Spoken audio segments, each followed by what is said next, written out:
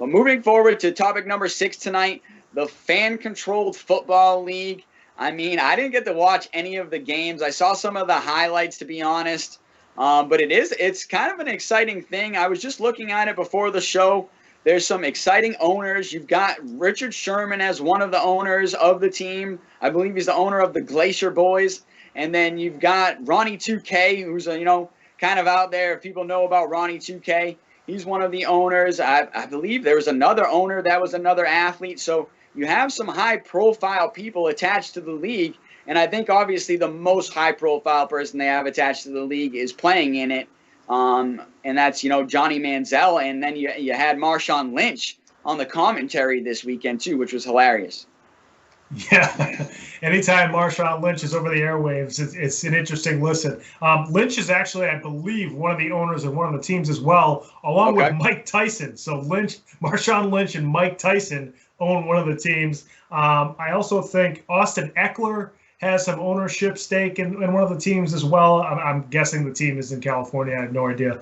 I got to look that up. But, yeah, why not try this? The XFL came back, I think it was last year, right, when the XFL started to have a season, and it actually went pretty well. And then the pandemic started.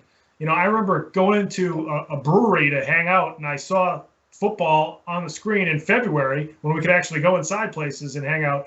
And the XFL was on, and it was cool. It was I watched for a little bit. I wasn't, totally invested in the game, but why not? Why not have another football league that people can just check out? You don't have to be as popular as the NFL because you're not going to be. So, try something different. There's no college football on. There's no NFL football on, but it's that time in between the Super Bowl and the NFL draft. People just want to see a little bit of football.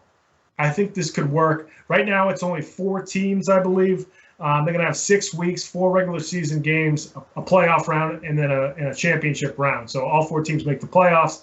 So I think that, the 4 weeks of the season is kind of, you don't know how good they're going to get in 4 weeks. And is that, do those 4 games matter if everybody makes the playoffs anyways?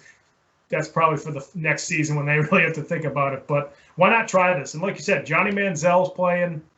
I never liked the guy, but he is exciting if he's playing on the football field. So you might be able to get some other guys. I just saw that Tim Tebow actually just retired from playing baseball in the Mets organization. He was down in one of the minor league affiliates for the Mets. Maybe he wants to come back and play football. Get him in that league.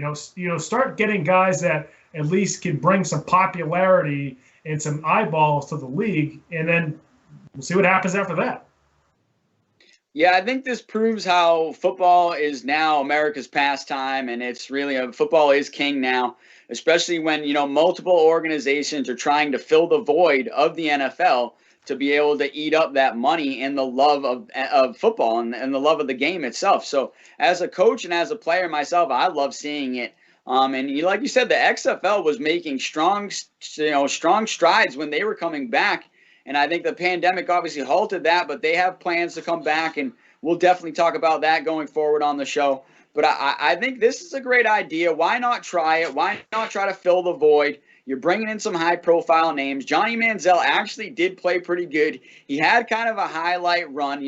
It's Arena League football, so you only have the 50-yard field, so you're going to have some highlights. You're going to have some hits. I think that's what people love about football. You're going to have some fast play. Marshawn Lynch was quoted as saying that he'd have 200 yards every game if he had to play on a 50-yard field, which I believe it because he'd just be running through everybody every time. But I think, like I said, maybe I'll watch some of the games next week. I think they've got to gain a little bit more steam and gain a few more players, like you said, a few more notoriety players like a Manziel to kind of gain more viewership going forward. But the reason Johnny Manziel said that he likes it is because you can kind of just show up and play. You don't have to practice. There's no big commitment to it. Some of the fans actually even get to call in plays, I believe, through surveys or through like some sort of fan-controlled, obviously, part of the league where they get to call in plays. So maybe I'll try giving a play to Manziel over the weekend here and see what happens. But, yeah, why not try to fill the void, make some money off of the little bit of void, like I said, that's missing from NFL football. But I think it is going to be tough sledding. And, I think the XFL is in prime position to be able to fill that void. more than fan-controlled football, but we'll see what they can do going forward. Yeah, and it wouldn't shock me, if the XFL comes back, with, investors and more support than they had before. You might see a merging of these two leagues because the XFL is a little bit more established. They have more coaches, more players.